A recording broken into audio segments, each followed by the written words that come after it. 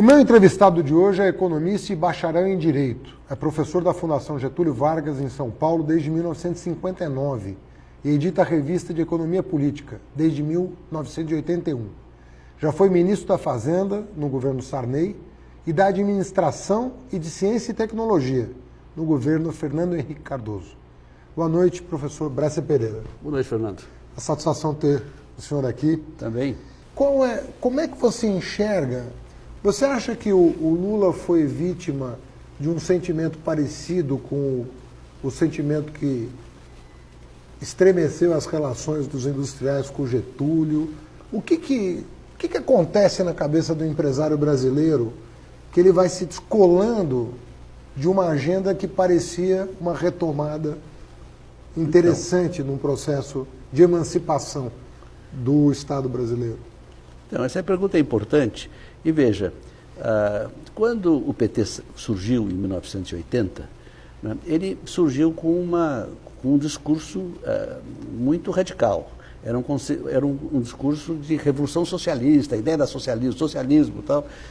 E, embora o Lula nunca tenha sido um revolucionário, no meu entender, mas o discurso era esse, né? Um trabalhista que se tornou um social-democrata. O Lula é isso, mas eu estou dizendo que o discurso do PT foi um discurso mais à esquerda.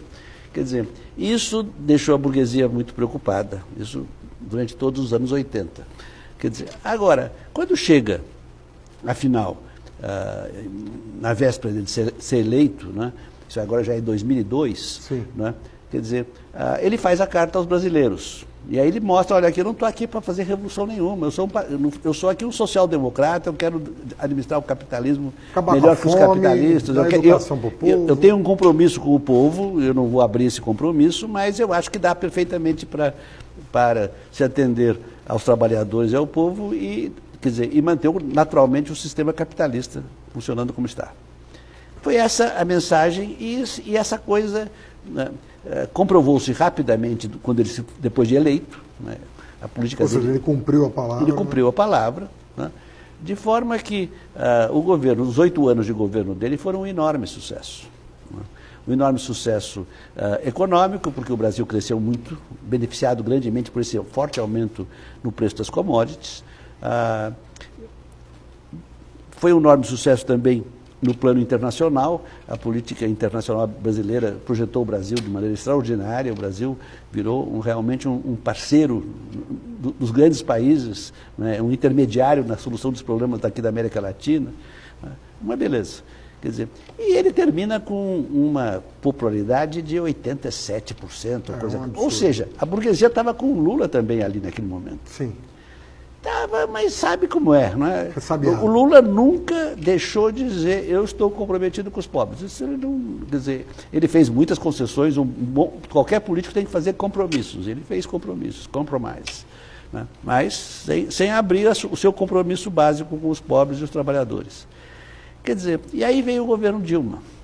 E no governo Dilma veio uma crise econômica. E uma crise econômica que um pouco foi herança do Lula. Quer dizer, a taxa de câmbio tinha voltado a se apreciar fortemente, né? Quer dizer, apesar da compra de reservas cambiais do patamar de 400 bilhões de dólares. É porque o sucesso do Brasil era tão grande, né, que o Economist fez aquela famosa capa do Cristo Redentor voando, né, decolando, virando um foguete que decolava. Quer dizer, então o capital queria entrar aqui de tudo quanto é jeito, né? E você compra reserva para segurar um pouco, mas foi só isso que foi feito. Houve uma tentativa também de fazer algum controle de capitais, que o Guido Mantega fez, mas não deu, não foi suficiente. O fato é que a taxa de câmbio ficou altamente apreciada. Quer dizer, e o que aconteceu então é que as importações de manufaturados, a partir de 2011, invadiram o Brasil, né? Eles demoram sempre alguns anos, 3 anos em média, para você organizar a importação de manufaturados. É muito diferente da importação de commodities, que você resolve na hora, é só, né, fazer uma... Na bolsa, né? Na bolsa, exatamente. Mas o manufaturado é muito diferente. Quer dizer, e quando entrou tudo aquilo, né, a indústria brasileira entrou em crise. Quer dizer, a taxa de lucro da indústria baixou brutalmente, né? Agora, isso então criou um problema sério para os industriais. Eles, ainda em 2011, é curioso, houve um esforço grande de uma aliança entre industriais e trabalhadores, quer dizer, em que a Fiesp participou. E houve uma grande reunião num lugar de eventos, que era uma fábrica, na Moca. Eu fui lá, convidado, tinha quase 1.000 trabalhadores, né, e os empresários fazendo o discurso. Né, foi curioso aquilo. Né? Claro. Mas ali foi, parece que o canto do cisne. Os estertores. Acabou a história, vamos dizer. Porque aí começou a Dilma a fazer também, tinha ficado muito popular a Dilma, porque ela demitiu uma porção de ministros corruptos lá no começo do governo dela, e então eu acho que ela ficou muito arrogante. É uma mulher honesta, correta, cheia de espírito público, mas não é política. Definitivamente ela é o oposto do político. Né? E, resultado, ela começou a tomar medidas que incomodaram muito aí toda a burguesia, porque a burguesia não gosta de intervencionismo e de arrogância. Né? E sei lá o que aconteceu. Quer dizer, então a coisa. Aí tem as manifestações de 2013. E ninguém consegue entender inteiramente o que aconteceu ali. Em 2013. Mas você viveu isso, porque você era prefeito. Né? Começou, aliás, não é, com o raio do passe livre, né? Exatamente. Que era um grupo de esquerda fazendo. Mas o fato é que ali não é, houve uma coisa e aí começou o ódio. Quer dizer, uma coisa que eu nunca tinha visto na minha vida no Brasil foi ódio. Nem nos anos 50, nunca, 60? Não, nos anos 60. Pré-golpe. No pré-golpe havia medo. Não é? Medo é uma coisa muito diferente de golpe. Não era ódio. Não, era medo. Era medo. Estavam preocupados e achando que podia ir para o comunismo, mas odiar quem? Odiar o João Goulart? Não dava para odiar o João Goulart. É um homem, sabe, que estava lá fazendo o que ele podia. Também tinha um compromisso com o povo, mas muito... até menor que o Lula. Né? Então, aqui não, isso aqui é uma coisa... O ódio é uma coisa que aparece raramente na política, porque o ódio é antipolítica. Né? O ódio é o que aconteceu com a Alemanha de Hitler. Né?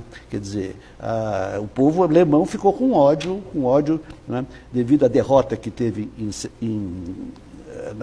na Primeira Guerra Mundial, devido ao Tratado de Versalhes, que foi abusivo em relação a esse povo, e em consequência também da hiperinflação que irrompeu na Alemanha em 1922. Quer dizer, então estavam realmente... República de Weimar. Isso é a República de Weimar. Quer dizer, então e lá houve ódio, aqui houve ódio também. Né? E o ódio é antipolítico, o ódio suspende o raciocínio. Né? E o ódio, de repente, consubstanciou, no Lula e no PT. Né?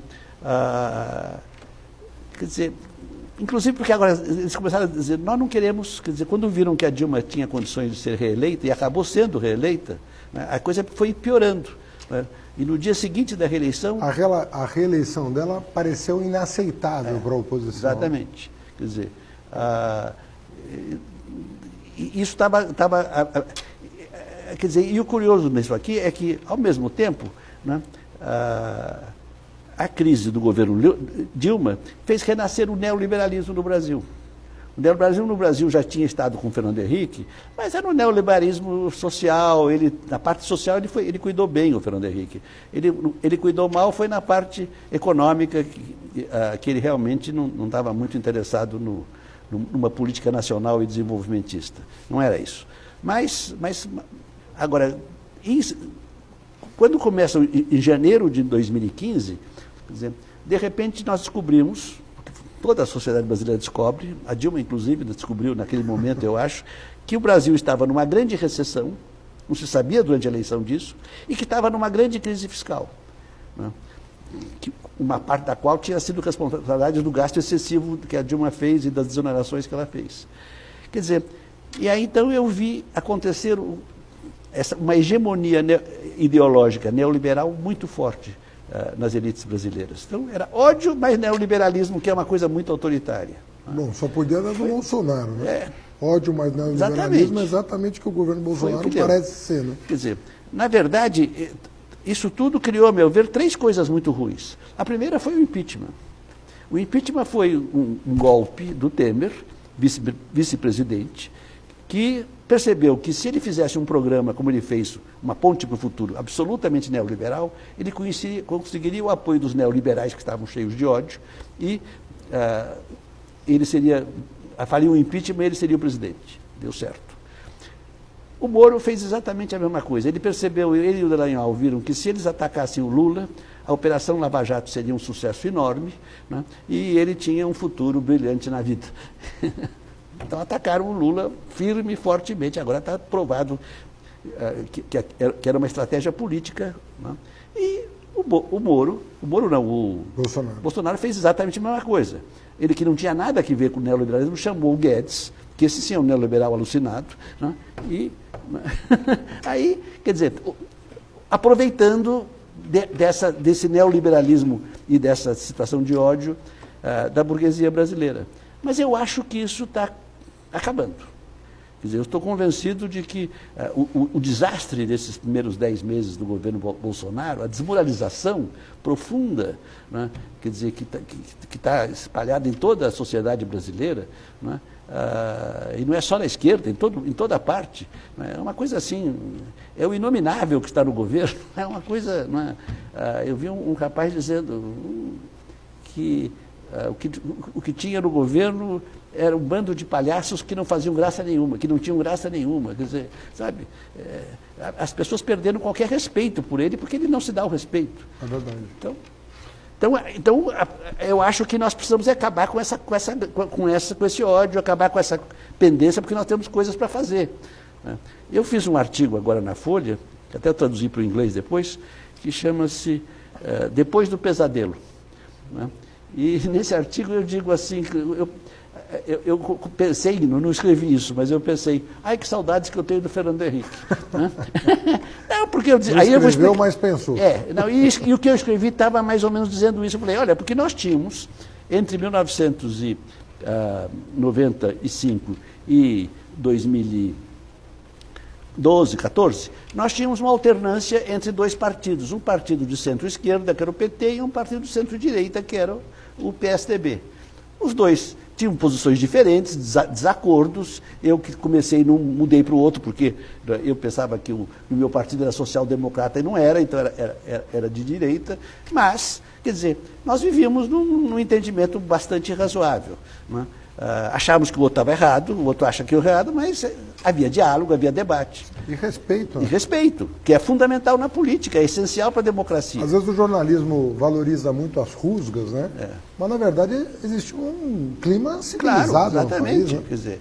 Quer dizer, a democracia e a política é um combate de adversários, né? Quer dizer, enquanto que quando você tem ódio, as pessoas viram inimigas, é guerra. Isso não leva à democracia, não leva a bom governo, não leva a nada, né? Então, mas eu acho que esse quadro de ódio está desaparecendo, né?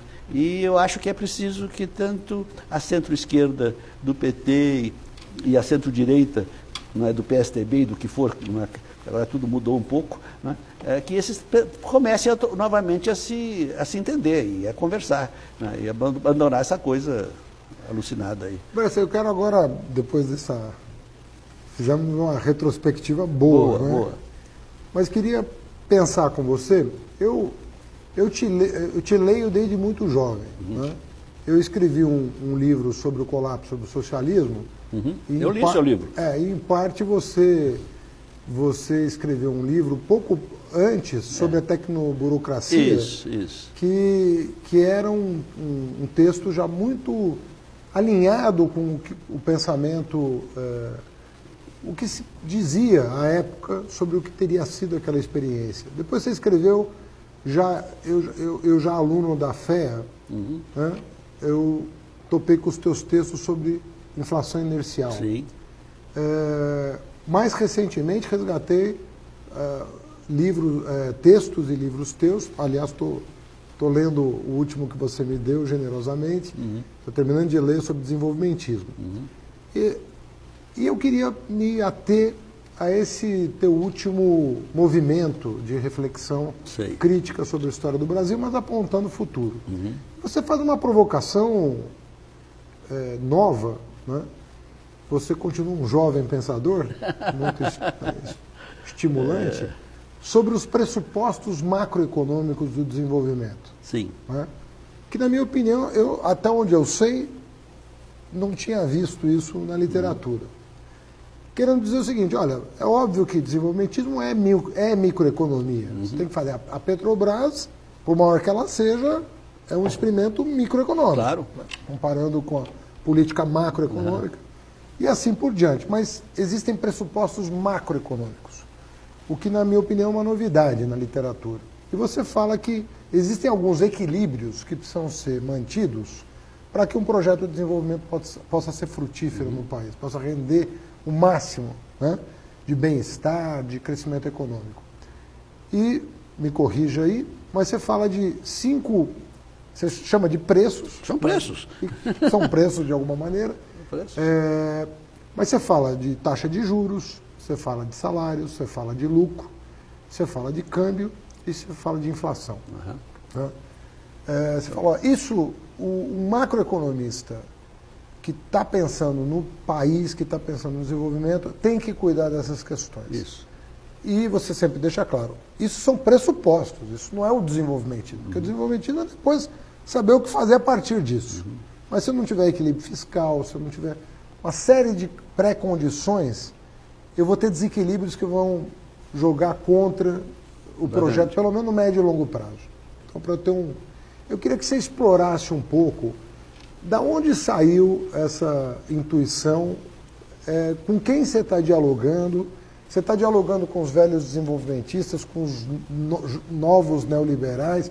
Como é que você se situa no debate econômico hoje no Brasil? Então, eu tenho um doutorado em economia na USP, mas eu sou fundamentalmente um autodidata. Eu nunca tive um curso regular, normal, de alto a baixo de economia. Quer dizer, a minha formação, digamos, entre os 20 anos e os 50, né, foi fundamentalmente no desenvolvimentismo, tendo Celso Furtado e Inácio Rangel aqui no Brasil como referência, Arthur Lewis, Albert Hirschman, mais amplamente. Prebisch também? Prebisch também, sem dúvida, fundamental. Quer dizer, agora, quando chega em 1980, arrebenta a crise da dívida externa e da alta inflação no Brasil. Aí eu vi, olha, não adianta ficar estudando esse desenvolvimentismo sem o Brasil primeiro resolver o problema da alta inflação e da crise da dívida externa. Então eu parei de ensinar, eu dava aula de desenvolvimento econômico e economia brasileira na GV. Parei com isso e comecei. Foi em função disso. Foi em função, para então, resolver. Já está lá atrás. Está lá atrás. Está lá atrás. E aí me pus a estudar. Eu sempre tinha estudado um pouco, já tinha estudado macroeconomia, tinha dado aula de macroeconomia também, mas só um pouco. A partir de 1980, eu não dou mais aula a não ser que seja de inflação e crise da dívida externa. Foi assim que eu fui ministro. Quando eu saí do ministério, isso foi em 87 que eu fui ministro da Fazenda, eu entrei em contato com os pós-keynesianos. Lá nos Estados Unidos participei, e aí passei a ter que é o grupo mais importante de economistas heterodoxos, né, desenvolvimentistas. Então eu passei a ter uma formação dupla, uma formação desenvolvimentista, que tem um pouco de Marx também, isso é muito importante nessa formação, e tem, portanto, uma visão da história, quer dizer, e uma visão keynesiana, né, macroeconômica. Quer dizer, aí quando eu saí pela segunda vez do governo, aí em 99, eu percebi que o Brasil estava há 20 anos semi-estagnado. O Brasil tinha crescido enormemente até 1980, e desde então estava crescendo muito lentamente. Foram 2 décadas perdidas. Foi. Do ponto de vista de crescimento. Agora são 4. Né? Porque eu escrevi, quando eu saí do governo, eu escrevi um artigo sobre os 20 anos de quase estagnação do Brasil. Depois, alguns anos depois, eu escrevi sobre a macroeconomia da estagnação brasileira. Depois escrevi sobre os 27 anos. Depois os 37 e agora os 40. Foi o último artigo que eu escrevi. Uma tragédia. Né? Quer dizer, e eu precisava entender isso, precisava encontrar uma solução para isso. E a solução que eu encontrei, eu hoje já tenho um grupo grande de economistas participando disso aqui, chama-se Novo Desenvolvimentismo. E, veja, a ideia fundamental é que quais foram os países que tiveram realmente um grande êxito em se desenvolver no século XX e fizeram o chamado catching up, o alcançamento dos níveis de desenvolvimento dos países ricos. foram os países do leste asiático. Foi a Coreia do Sul, Taiwan, Singapura e mais tarde a China. Né? O Japão tinha sido um pouco antes. Sim. O Japão. Quer dizer, e houve alguns estudos importantes nos anos 80 ainda, mostrando que esses países tinham feito política industrial. Política industrial, então, o que a esquerda desenvolvimentista brasileira, latino-americana, se não mundial, passou a resolver? Bom, está resolvido. A solução para o desenvolvimento é política industrial. No tempo do desenvolvimentismo reduziu-se a isso, né? Reduziu-se a isso. Quer dizer, antes era planejamento econômico, agora era política industrial. Aí eu olhei para... Falei, bom, eu sou a favor de política industrial, sempre fui, acho que é uma coisa necessária. Todo país que quer se desenvolver faz, é só olhar historicamente. Mas vejamos o que aconteceu nos países do leste asiático. Quer dizer, o que aconteceu com os... Aí eu vi essa ideia, com os 5 preços macroeconômicos. Quer dizer, eles mantiveram, estavam certos esses preços? Eles mantiveram sempre, porque eu, ao mesmo tempo, eu estava percebendo que no Brasil, né, o que estava acontecendo, e não só no Brasil, mas nos países de renda média como o Brasil, estava acontecendo que a taxa de juros tendia a ser muito alta, a taxa de câmbio, em consequência, tendia a ser muito apreciada, e isso inviabilizava o desenvolvimento econômico. A taxa de inflação era alta, depois baixou, mas as custas de câmbio, o que era muito ruim. Então, eu fui desenvolvendo uma teoria desse lado, mas ao mesmo tempo que eu disse, o que é o Estado desenvolvimentista? Então, o Estado desenvolvimentista, para mim, não é apenas o Estado que faz política industrial, né? Que investe na infraestrutura, né? Que se preocupa com a educação e com a saúde, que busca, né, o desenvolvimento tecnológico e a política industrial. Não é só isso. É isso e é também, como você disse, como pressuposto, você garantir permanentemente, através de uma política ativa, né, o equilíbrio ou manter certos os preços macroeconômicos. Porque qual é a diferença entre um desenvolvimentista e um liberal? Porque, no fundo, há 2 teorias básicas de economia. Claro. Ou você é liberal ou você é desenvolvimentista. Né? Os keynesianos, para mim, são desenvolvimentistas. Quer dizer, tem vários tipos de desenvolvimentismo, maior graus, mas são um ou outro. Quer dizer, e o que o desenvolvimentismo diz é que há certas coisas que não são competitivas, o setor da infraestrutura, o setor da indústria de base, então é preciso que o Estado planeje, que o político... Há certos setores que você precisa proteger porque tem o problema de indústria infante, então você tem que investir. Né? Há certos setores, então, que justificam a intervenção microeconômica. Muito bem. Porque os preços, o mercado não funciona tão bem quanto gostaríamos. Embora o mercado seja uma maravilhosa instituição de coordenação econômica, insubstituível, né? Para aquilo que é competitivo realmente. É uma instituição baseada na competição. Agora, o outro setor, que isso ninguém falava, isso é novidade, o mercado também é absolutamente incapaz de colocar no lugar certo esses 5 preços. Então, o que aconteceu nos países do leste asiático? Eles administraram esses preços muito firmemente, especialmente a taxa de câmbio, que mantiveram competitiva, a taxa de juros que mantiveram sempre muito baixa, e por isso garantiram uma taxa de lucro satisfatória para os empresários. Garantiram o equilíbrio. E uma coisa muito importante, eles não foram irresponsáveis do ponto de vista fiscal. Há uma ideia da esquerda e da imprensa em geral que a diferença entre esquerda e direita em matéria macroeconômica é que a esquerda é austera, a direita é austera e a esquerda é perdulária. Eu acho isso uma loucura. Quer dizer, eu sei muito bem o que é austeridade. É uma burrice como essa que está sendo cometida hoje no Brasil, né, por esse governo, na verdade, desde 2015. Uma crise danada e você, em vez de fazer uma expansão fiscal contracíclica, você está aí, né, baixando o investimento. Você tem que estar aumentando o investimento. Mas, quando você olha os países que realmente se desenvolveram, você vai ver que eles mantiveram sempre o equilíbrio fiscal e, mais que isso, mantiveram uma poupança pública. Eu defendo essa poupança pública há muitos anos. Quer dizer, poupança pública é a diferença entre o que o Estado recebe de receitas e o que gasta corrente. É o que sobra e que serve para o Estado investir. Porque numa sociedade capitalista como a nossa, o Estado deve investir mais ou menos 20%. quer dizer, e o investimento que o Estado faz, mais ou menos 20% do total do investimento, ajuda muito o investimento privado, não é competitivo com o investimento privado. Né? Às vezes ele é o carro-chefe. Então essa teoria está aí. Né?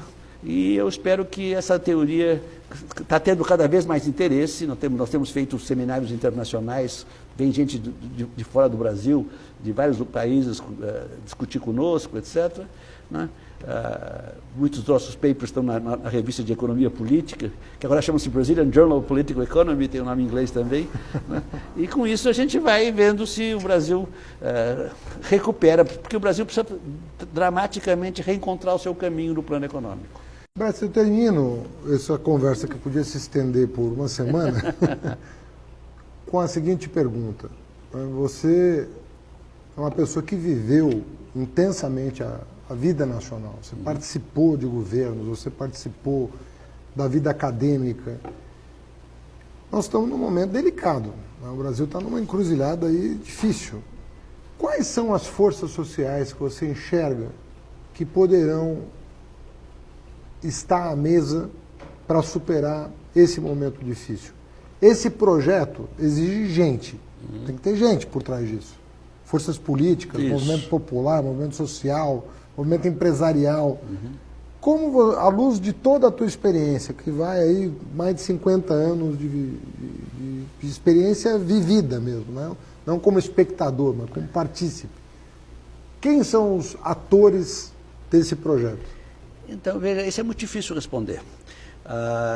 Em princípio, nós gostaríamos que houvesse novamente um grande pacto nacional desenvolvimentista, envolvendo empresários, trabalhadores, classes médias, a burocracia pública que voltaria a ser nacional. Né? Quer dizer, porque o Brasil se desnacionalizou profundamente. Quer dizer, com a estagnação, quer dizer, quando a gente defende nação e desenvolvimento econômico, quer dizer, projeto de nação, você está defendendo também crescimento.